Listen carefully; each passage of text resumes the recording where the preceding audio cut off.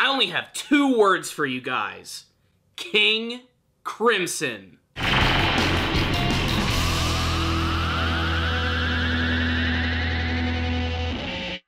Oh shit, about to get real in JoJo's Bizarre Adventure Golden Wind with a formal introduction of the boss in the series. We don't know his name, we don't know what he looks like, but they do reveal his stand, and it is known as the King Crimson. Before I go any further in this review, massive spoiler warning if you haven't watched this episode. Some real crazy shit goes down in this one. But before we even begin, I gotta talk about the fact that the boss's stand is called King Crimson. Of course, in the subtitles, they refer to it as Emperor, but again, this is another one of those copyright reasons. And that's, of course, because King Crimson is the name of a very famous band. And you know what, guys? King Crimson just so happens to be one of my absolute favorite musical groups. I have like 3 favorite bands: Tool, Queen, and King Crimson.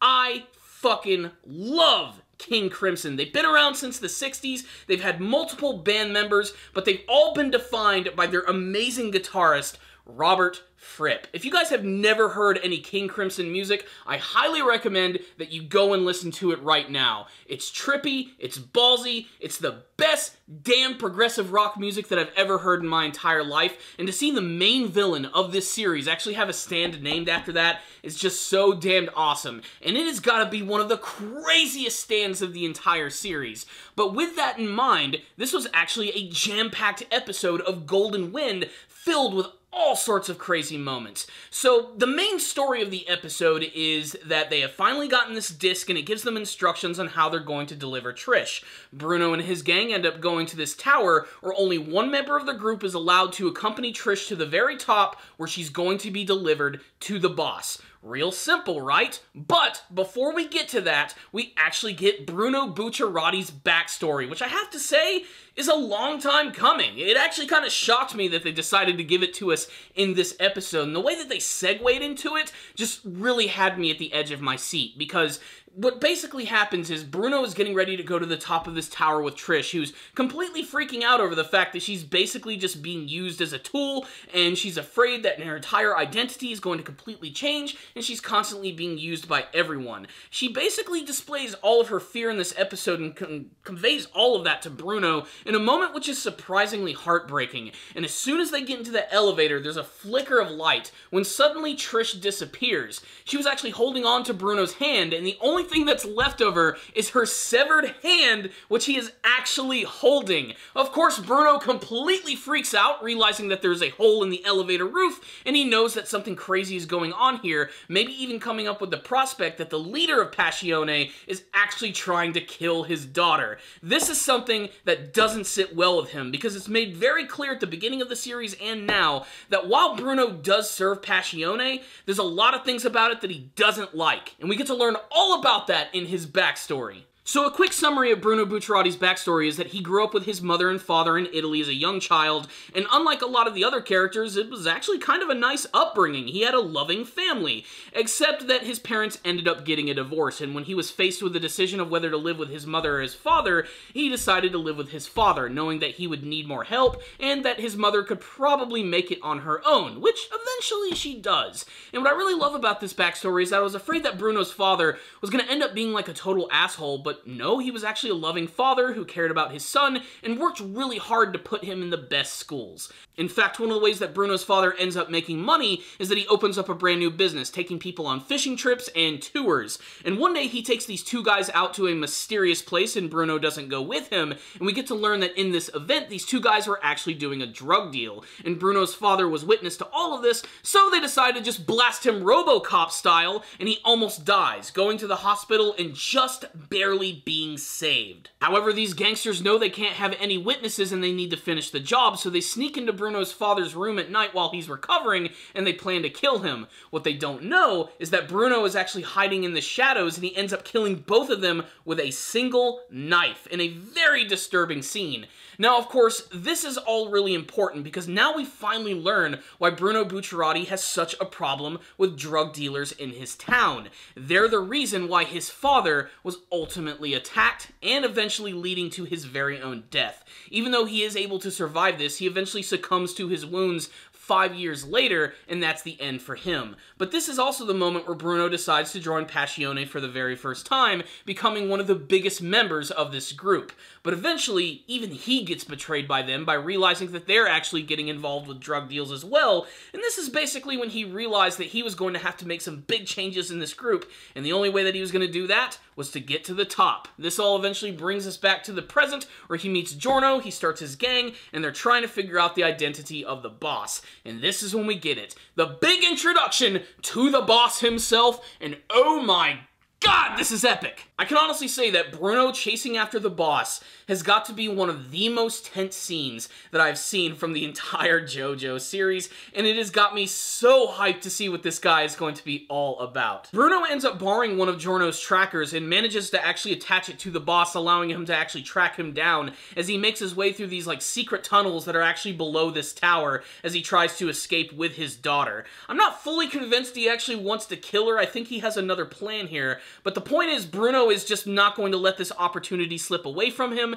He has to see what this guy looks like. They have to learn a little bit more about this boss. And he manages like following him all the way down to this corridor, and he eventually is about to see the boss for the very first time, but he realizes that Bruno is there, and he finally decides to go on the attack with his stand, which is incredibly destructive and powerful, being able to just destroy pillars in a single attack. Bruno is barely dodge any of this stuff, and that's when we get the full reveal of the boss's stand, which goes by the name of King Crimson. The boss's stand, King Crimson, actually has the ability to erase time. Basically, if something really bad happens in the span of a couple of seconds and it doesn't end up working for his plan, he calls out King Crimson, which immediately erases all of these moments.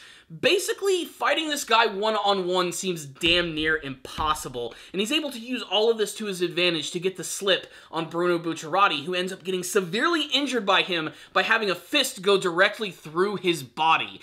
I don't know if they're gonna kill Bruno here, but man, if they do, I'm officially pissed. Because Bruno is one of my favorite characters from this season, and the fact that they showed his backstory in this episode makes me think that they could potentially kill him off, but I really don't want that to happen at all. What I will say is, this was a great display of the power of the villain in this series. It always seems like the villains have these, like, time-based stands, which always seem really complex and super powerful, but this one borders on, like, complete god level. Like, this is something that could even potentially trump the world. I mean, the world can stop time, but this guy can actually erase it, thus making all of that completely pointless. This is a super damn near invincible stand, and I can't wait to see eventually how they're actually going to combat it.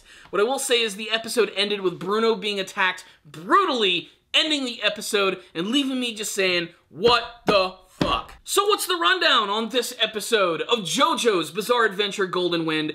I cannot express how much I freaking loved this episode. It wasn't even a perfect episode. I actually do have some problems with it. I think there are moments where the artwork, frankly, just looks really fucking terrible. From a production standpoint, there are parts of this episode that looks like we're unfinished. Like, there's moments of Bruno and Trish walking around in this cathedral, and it seems like they didn't even bother to draw in their faces. But that's all I'm going to say about the production of this episode. This one was completely held up by its amazing story, which was done in 3 amazing parts.